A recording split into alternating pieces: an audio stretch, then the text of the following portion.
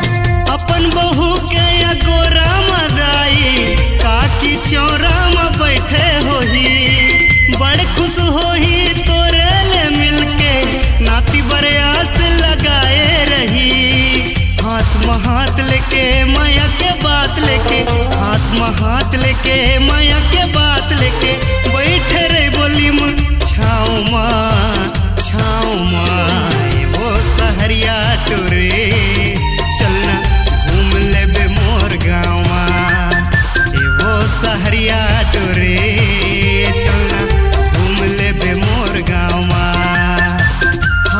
हाथ लेके माया के बात लेके हाथ लेके माया के बात लेके बैठे रे बोली में छाओ माँ ये वो सहरिया टुरे चलना घूम लेबे मोर गाँव माँ ये वो सहरिया टुरे चलना घूम लेबे मोर गाँव माँ ये वो सहरिया टुरे चलना घूम लेबे मोर गाँव माँ ये वो सहरिया टुरे चलना घूम लेबे मोर गाँव माँ।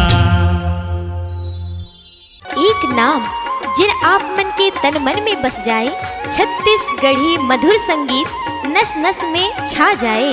सम्राट लोक कला सांस्कृतिक मंच ग्राम दलसा टोला लोहारा की प्रस्तुति पेश करते हैं गायक जितेंद्र कुमार साहू और रचनाकार हैं शिव प्रसाद सिन्हा जी।